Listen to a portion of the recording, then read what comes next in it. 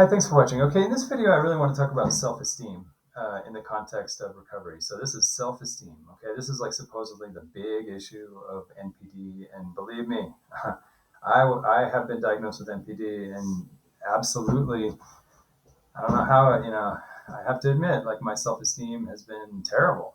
Okay, and I can even admit that I still do not really feel human. Okay, and I don't even feel like a likable person. And I'm probably not really a very, I don't feel like I'm a good looking person. I don't feel like, but the bottom line is, yeah, I do feel like I'm kind of a freak, kind of like not fully human, not really very nice, like I know what it's like to have low self-esteem, but I will say that somehow I got to a point in my own recovery that the capital letters of low self-esteem became lowercase. Okay. And when something becomes lowercase, it's like seeing a spoon on the table. It's like seeing a bowl, like, oh, I got to wash that bowl.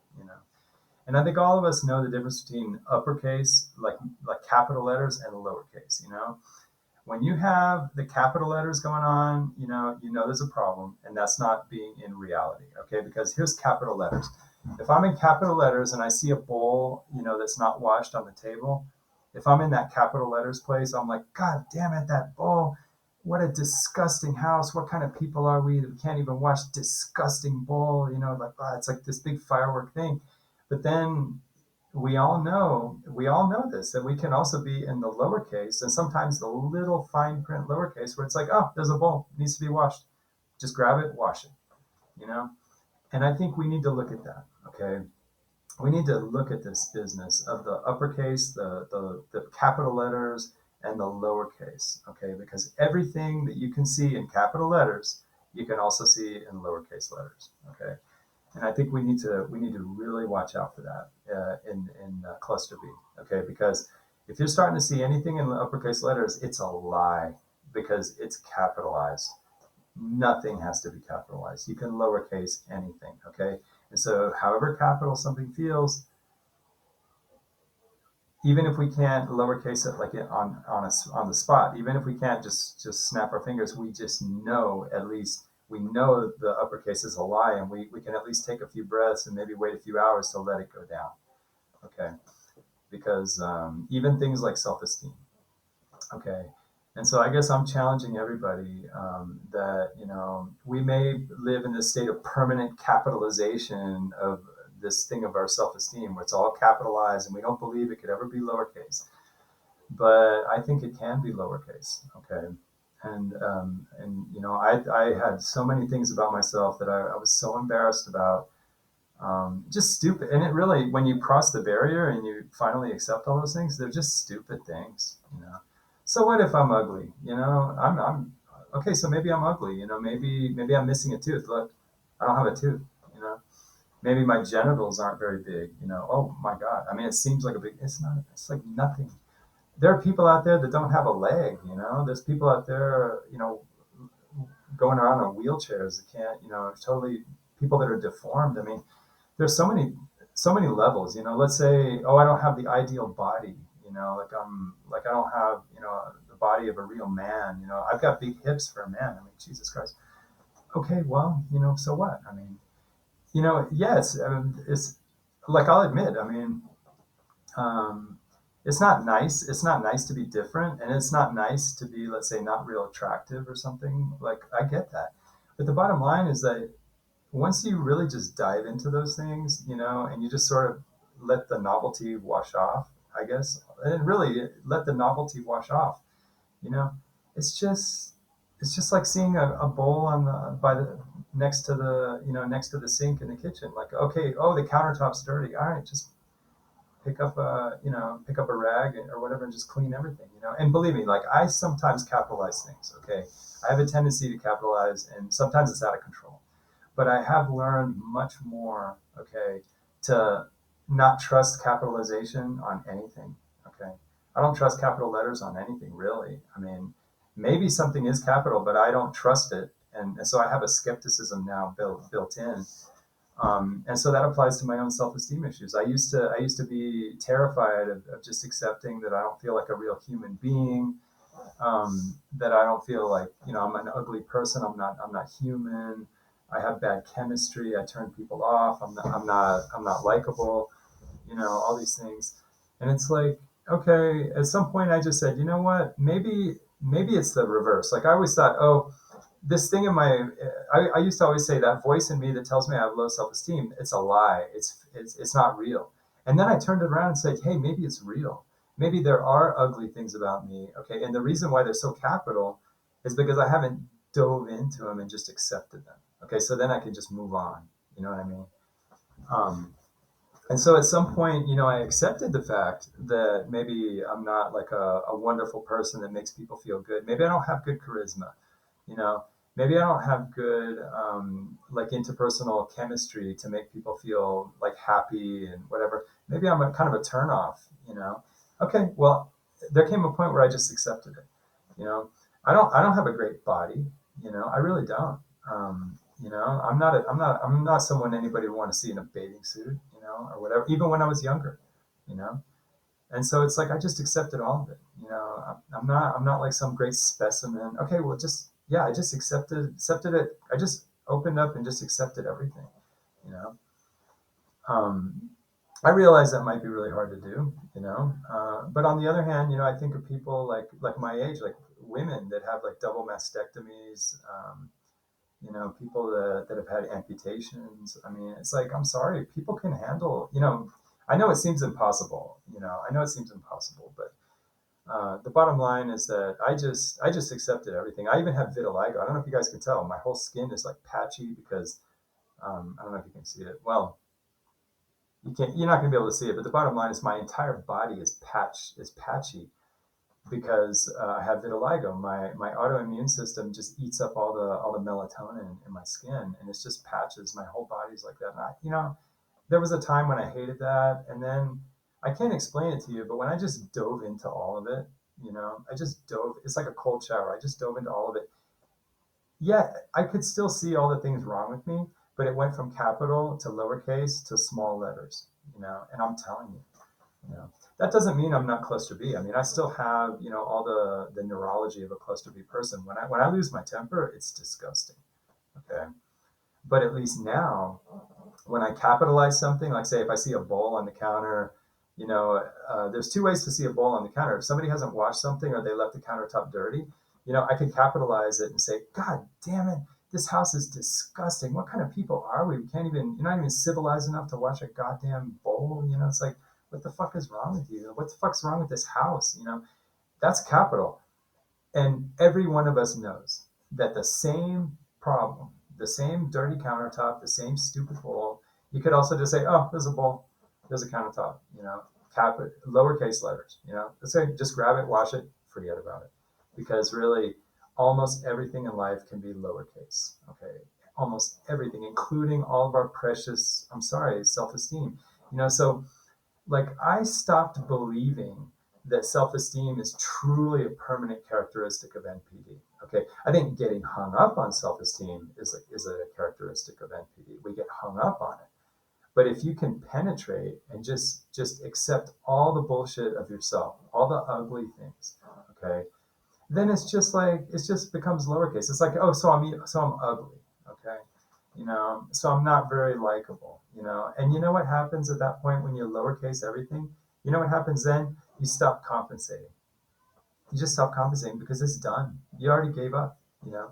So that's why I want to talk about the magic. I say, the magic of like hopelessness. Okay, when you finally dive into everything hopeless about you. Okay, and anybody who's been through addictions recovery, and this is why I love addictions recovery, even though I don't agree with a lot of it. Okay, I've been like praising addictions recovery, but there's actually a lot of like almost religious elements and a lot of almost dogmatic kind of like brainwashing elements of addictions recovery that I'm not really 100%, but I think the model of addictions recovery, some of the basic structure of addictions recovery, the fact that you have a sponsor, the fact that you have like peer support, and also they kind of work with the idea of hopelessness, but they say powerlessness. They have this kind of mechanism, powerlessness, and turning your life over to something greater than yourself. Okay, all those things, take away the higher power. I don't buy the higher power. I'm sorry. I'm not even an atheist. I'm not even an agnostic. I don't even like the question. So somebody asked me like, "Are you an atheist? Are you agnostic?" It's like I don't think it's good taste to even address the question. You know what I'm saying? I think we are just like cockroaches. We're less than cockroaches. Human beings, we're like bacteria in this universe. And a bacteria is a pretty amazing, miraculous thing, but we're nothing. I don't think we really are in a position to even talk about things like, that are, I don't even say the word God. It's like, if God is real, he doesn't need our help. You know what I mean? Like, he doesn't need our assistance, you know? And so I think I just find it to be in bad taste to even address the question. So, it's not like I'm not an atheist, I'm not an agnostic, but I just don't touch the question because like, to me, that's just indecent. To me, it's indecent and it's arrogant to even address the question. I mean, I know the questions are out there and it's interesting, but it's interesting in the way of something that could never possibly be, you know. So I just kind of like, I feel like I am kind of spiritual because I think just existence itself, just existence, you know, just the idea of like an expanding universe, expanding from what? It's like just the existence that allows things like time and gravity, you know, that to me is so miraculous that I can't help feeling spiritual, but actually trying to ask a question like, where does it come from? The bottom line is just, it's just being, but being is just being. But what questions can we ask about it? You know what I mean? So I'm like, I don't find it decent. I think it's kind of like a kind of to me, it's kind of a vanity, and it's also kind of ridiculous. So anyway, that's my problem with the so-called higher power. I think the idea of like, my higher power is going to do this to me. It's just like, I can't relate to it. But in a sense, I can see turning my life over to something greater than myself. But obviously, that's a step after you go through the first step, which I love about the addictions recovery, which is you just accept all the bad shit about yourself, you know. And it's funny because before you go into like addictions recovery, it would give you the creepy crawlies. It would make you feel sick to say I'm an addict. It really would, because there's something about us, we don't want to penetrate the barrier. But we know there's lots of people, they penetrate the barrier, they feel shitty, and then after 3 or 4 years of recovery, they're like, I'm a proud addict. And they have no problem talking about it. And it's all down to lowercase. It's no longer a capital letters, scary thing. It's just like a small print, a lowercase thing. And they can just talk about it. It's no big deal, you know because they've gotten to that place where they've accepted something. And then when you've accepted something, then it's just a question of what am I going to do about it. And they have ways to do it. And I guess that one part of it that's a little bit spiritual, I would say, is the idea that you're so helpless that you yourself can beat your problems, that you just don't even try to find an answer inside yourself, and you just turn yourself over to a program. And then, okay, so it's like, it's easy, it's not a big deal. We don't have to feel bad about it. Like, are you going to feel bad that you have to put on glasses because you're nearsighted? You just put on the glasses. What are you going to do? You're going to pray and hope that your eyes change shape so that you don't need to just put on the glasses. You know what I mean? So I think that in a way, I think the personality disorders, I agree, they're hopeless. But when you get to the point where you're hopeless, that's when you just opened up a new door. When you fully understand how hopeless you are, then it's like, okay, where's some glasses? I need some glasses. And then you put them on and you just go about your business. Now, granted, the glasses for us would be, kind of a logistical program, and that would require some thought and some planning and some creativity, you know. And yeah, unfortunately, nowadays, at this time in history, I think our religions, I think even our addiction support programs and all that, I don't think they're perfectly adapted to personality disorders. So that's a problem. But I think we can at least take the analogy, and just by analogy, if it can work for a coke addict, if it can work for an alcoholic, a gambling addict, have you seen what can happen to some people that are gambling addicts? people that have been criminals, who've been like felons, that have been addicted to, terribly addicted and just acting totally antisocial. And then some of them really recover, through their addictions recovery. You don't think we should at least find some hope in that we could also do something similar? At least I take some, and also I found some recovery myself. Now, granted, I could do better. So nothing I've done is like a big model. But yeah, I find, by analogy, I find a lot of hope. I said hopelessness, but I find a lot of encouragement, in those things. Um, so anyway, so I just want to, again, talk about the thing of the self-esteem. Okay.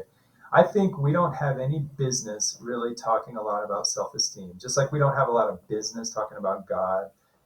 What business do we have talking about it? Especially, what business do we have talking about self-esteem if we've got it all magnified into huge capital letters? Okay. The fact that it presents in capital letters means it's so distorted that we probably don't even know what we're talking about. Okay. We probably don't know what we're talking about. We don't know what we're talking about until we can get it down to the lowercase letters. Okay. So, like, for somebody, it might be my legs are fat and I don't think my skeleton has a good structure. That would be, attractive to somebody else.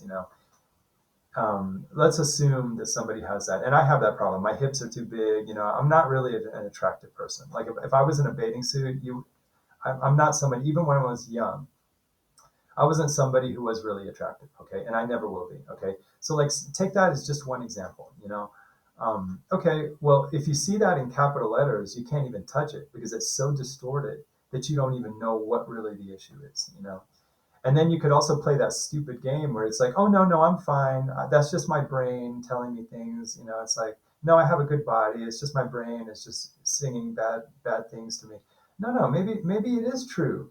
Maybe some people should see that, yeah, there are some things about me that aren't really attractive. And, that explains a lot of my problems in life. It is true. If you're not really attractive, you're going to have a penalty in life. That is true. Okay. But the thing is that, believe me, when you get out of the capital letters and you get out of the big capital letters and you get it down to the small, lowercase letters, it is not that big of a deal. Okay. Being physically attractive is yes, it does have advantages and there are disadvantages, but it's the same as with anything else. Like, if I'm really good at baseball, or if I'm really good at like sports or shooting a gun, obviously I'm going to have benefits. Like, that goes for any talent. Okay. We can't have all the talents. Okay. Any human being, even an attractive person, they're not going to have every talent in the playbook. You know what I mean? So, like, it just becomes just a fact. It's just a lowercase fact. And so, yeah, in my portfolio of talents, I can't really say I'm super attractive. Okay, I can't really say I'm super charismatic. I really am not that charismatic, honestly. You know, I think, if anything, I became more naturally charismatic after I started recovering. Okay, but the bottom line is I'm really not charismatic. Okay. So, okay, so I got my cards. I don't have all aces in the hand. I got a two, I got a three, I got a six, and then, yeah, I do have a jack, and I've got a jack, and I think I've got a queen. Okay, but what is my jack and queen? Okay, I'm good at analysis, and I'm actually pretty good with languages. I discovered that late in life. So I do analysis and I work in languages. You know, so, okay, you just find what you're good at. Am I good at with people? No. Okay, so I'm not going to be a salesperson. What? It's no big deal. It's like, I think you got to get past the capital letters, because I guarantee you that, even though everybody says, oh, if you have NPD, you have this terrible self-esteem. It's like, okay, that may be the presentation of NPD, but I guarantee you that if you go and attack all the things that are supposedly the self-esteem, yeah, because you have NPD, it'll be difficult. That's true. Which is still, if you just dive into it, what you're going to end up with, once you penetrate the barrier, you just get all the way into it and just fully examine it, and you get over all the feelings, you're just going to find a list of things in lowercase letters. What could be the worst? Oh, I have kind of a primitive temperament. You know, I'm talking about myself. I do have a primitive temperament. I think people perceive me as being almost like prehistoric. Like, he's got like a caveman temper. You know, he's got kind of like, that kind of temper that gives you the creeps. Oh, creepy. Okay, creepy. Okay, a little bit creepy. Okay, okay, lowercase letters. Okay, what else? He just seems like he's not really a good person. Okay, another thing, not very likable. Let's at the worst, not very likable. Okay, not very nice. Okay, one, two, three. What else? You know, not very attractive. Okay, yeah. Seems a little primitive. Okay, a little primitive. Okay, what else? It's just a list of things. Yeah, it sucks at first, but then at some point it's just a list of lowercase descriptors. And they may be fully true. Add to that, oh, it doesn't have very good body. Okay, another thing. Okay, but then you go through, oh, good at languages, good at analysis, and also I found all of us can find some level that, oh, but when he gets into a program or when he gets into like the right headspace, he's actually much better. Add that too. You see what I'm saying? So it's just a list of facts, you know. And once you have just a list of facts and you get them lowercase and small print, it's just okay. What am I going to do about it? And also, like, I even think the hopelessness, oh my God, it's the hopelessness that I can't stand. That makes me want to kill myself. No, actually, go through the hopelessness too. Take the lowercase out of the hopelessness. Okay. I'm just going to add another thing to the list. Oh, and these are probably permanent characteristics. Okay. Yeah, done. So what? It's just lowercase stuff, hopelessness. You know what hopelessness has done for me? Hopelessness has actually saved my life, the hopelessness, because now, because I'm hopeless, I'm not going to look into this thing, into this person here. I'm not going to look into myself to solve and save my problems. No, I'm just not going to do it. If I'm getting really angry, because I have a terrible temper, okay? If somebody is making me really angry, I'm not going to look inside of myself to try to control that temper because it's hopeless, okay? So what I'm going to do is, okay, I give up. Like somebody's making me mad. I'm not going to look inside myself because I know I'm never going to get a solution inside myself. So I just give up. I just give up. I just give up and I just let myself get arrested by something greater than myself. You know what I mean? I just turn myself over. You know, I personally cannot deal with my temper. So I just turn myself over to the program that I have, which is I just deliver myself to, something that's not me, and I have my methods for dealing with temper, and over time you develop ways of just kind of, just cooling down. You don't even have to be passive aggressive and say, oh, we can talk about this later. I'm not going to talk to you now. No, just be like, hey, I'm sorry. I'm getting a little upset, or just don't even say anything. Just kind of just sort of mentally unplug, because I am not going to solve this problem in myself. It's hopeless. I'm not designed to be able to handle this. So now I just have a method, So like in a way, like my glasses are just my methods, that I've developed because I myself, just on pure instinct, I cannot handle certain things about living. I just can't. So the hopelessness, I'm now turned over, to something that's bigger than me. Me myself, I am just what I am. So I have this program that I follow, you know and when I'm in a situation where things are starting to get kind of out of my bounds, I realize I am not going to solve that problem. I can't. And so the hopelessness then automatically gets me looking to, I got to turn myself over to something. And so it's kind of like a spiritual method, really, because you're starting to turn yourself over to a whole dimension, a whole structure, a whole method that is outside of you, okay, that is not you. And I want to apologize to everybody, everybody that we do not have today in the 21st century.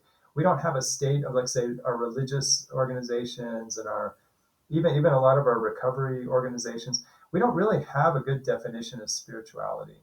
Okay, we just don't have a good definition of spirituality. Spirituality always has to mean something that's kind of obscene. It's obscene for us to be pretending we know all these things that are totally supernatural. You know, Spirituality can just mean that you admit and accept that there are things that can help you that are outside of yourself. That you yourself cannot carry yourself through all the things in the world. Even if they're just methods. You know, just having even methods. Or people. Maybe people you can talk to, or just a program. A program is outside of yourself. You know, so like in the end, all this stuff about self-esteem, I mean, now if you don't think you can handle it, you can ignore this, okay? But I invite those who want to try to have courage, okay? and not for everybody, because some people are delicate, and I was delicate also for a period, but if you feel like you've got it, go ahead and do what they say in the addictions recovery. Take the inventory. Go in there and see all the ugly things. You know, I think I'm inhuman. I feel disgusting. La la la la. All these things, and just go and just inhabit the whole thing and get it down to, maybe slowly get it down to lowercase. You know, and then ask yourself, okay, well, I've got all these things. No wonder I have low self-esteem. Oh, mystery solved. Okay, mystery solved. Of course I'd have low self-esteem. Okay, so it's just another lowercase issue, you know? And then you can ask yourself, well, if I'm hopeless, let's say I'm hopeless in terms of my temper, my attitudes. I don't even try, like, I don't even believe my attitudes anymore. My attitudes are so far, like, a lot of narcissistic people, they think, oh, because I'm NPD, I'm always going to have these attitudes. Actually, you'd be surprised. You can get them down to lowercase. Okay, you can. But the thing is, you first have to fully understand that they're bullshit. Okay, if you don't believe they're bullshit, if you don't see that, you don't have self-awareness. I don't think. To have real self-awareness, you have to realize that all your distortions are bullshit. Okay. Okay. Because if you don't see that, you're still believing in them, and that's not self-awareness in my book. Okay. So, like, okay, so I have attitudes. I have a tendency to have attitudes when I see people that I don't think are attractive or whatever. Well, okay, I'm not like that anymore. Okay, because I may still have the voice deep down inside, but I knew that was bullshit so many years ago.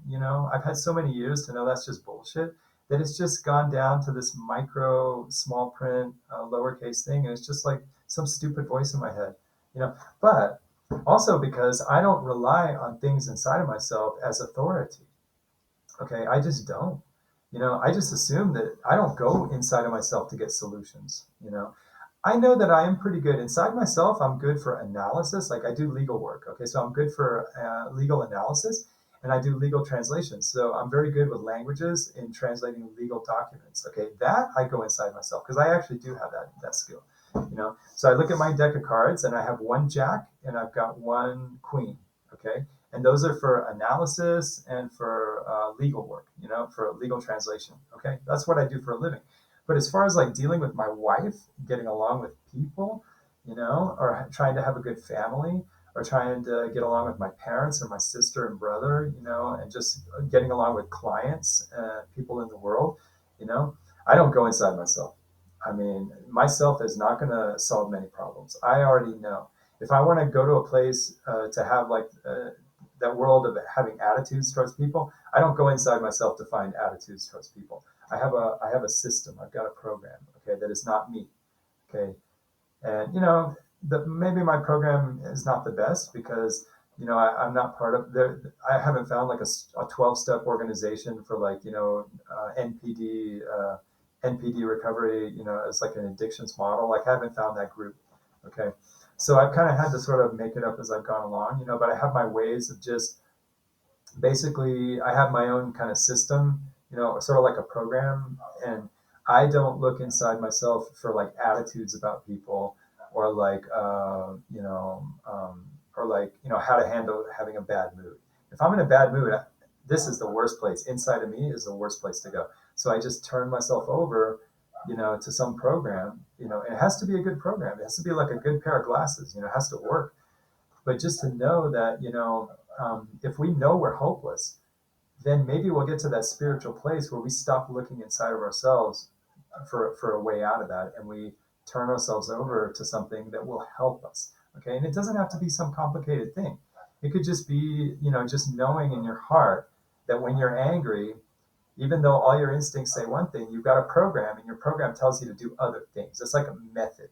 It's like a recipe. Okay. Yeah, I cannot live without my recipes. I need this whole system of recipes. Okay. And I need them because when I'm upset, what's inside of me is not going to help me. I got to turn myself over to these external things, and that will help me get through it. And guess what? Over time, I realize that I'm not such a bad person. Okay, yeah, I still have all the qualities, all the terrible things, but they're all lowercase. And I've found a way to adapt, in my humble way, you know. And so I really encourage people to face their so-called self-esteem and look at that capital stuff and get it down, hopefully, and see the lowercase of everything, including the self-esteem, and then, even the hopelessness, and once we can see that, it's just a question of that spirituality of just turning ourselves over, and hopefully we have a good program. So thanks for watching.